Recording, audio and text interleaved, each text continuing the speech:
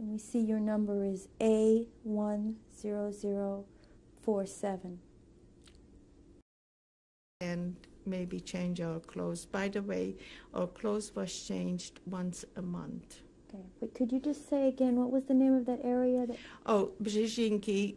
It's the Czech girls that gave it a name Brzezinki because it was where really the crematorium was, the bed where the people that arrived came first to, where their were processed, their hair was shorn, and they took their bath, and their first inmate clothes was given.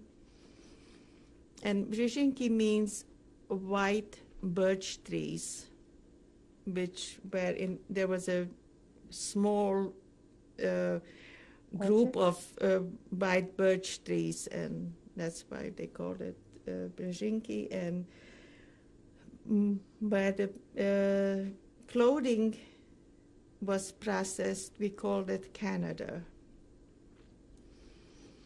And the worst camp, which was on the other side of all the other camps, was Mexico, because they really didn't have anything. It was just terrible, and very few people ever survived from the Mexico camp. So we were going to go to take a bath, and our block tester at Ilonka approached us. Would we take, she approached Katie and me, my sister didn't go.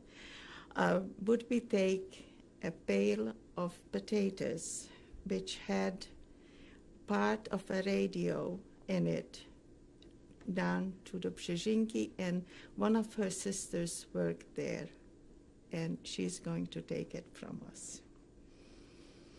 And she instructed us how to act when we are passing the checkpoints. The three girls, we always marched, 5 of us, in one line, and the 3 other girls that were with us were also volunteers. I don't remember who they were. I just know that she instructed us that next to the assessment, it was 2 girls, then Katie and I with the potatoes, and then a 3rd girl, and to try to march in a very straight line, because the SS was watching just the heads. And that's how we made it to the 2 checkpoints. And as soon as we got to the camp, to the Brzezinki, her sister Magda, no, that wasn't Magda, the younger sister, was waiting for us. She grabbed the pail and she ran for it.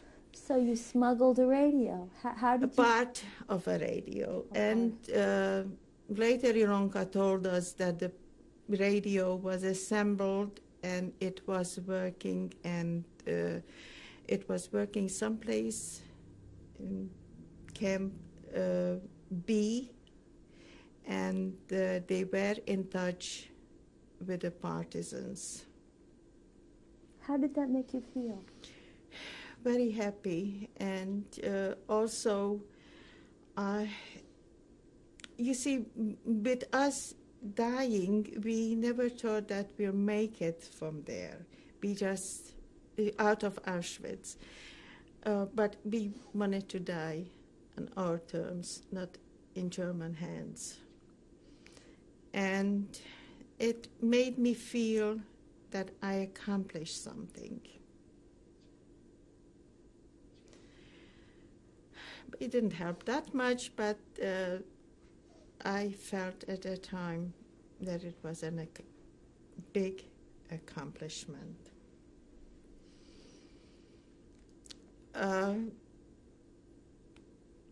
This was Yom Kippur. Somewhat later, not much later, Camp C was being liquidated.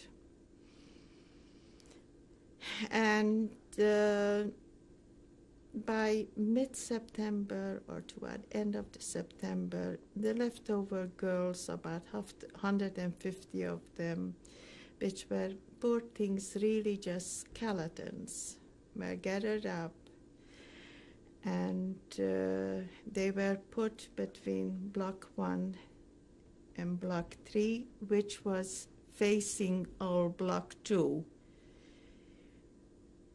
And we had that day, of course, Blocksperre, because this was a camp being liquidated. And So Blocksperre meant that you had to stay there. We had to stay in camp, and if they saw anybody move around, they shot.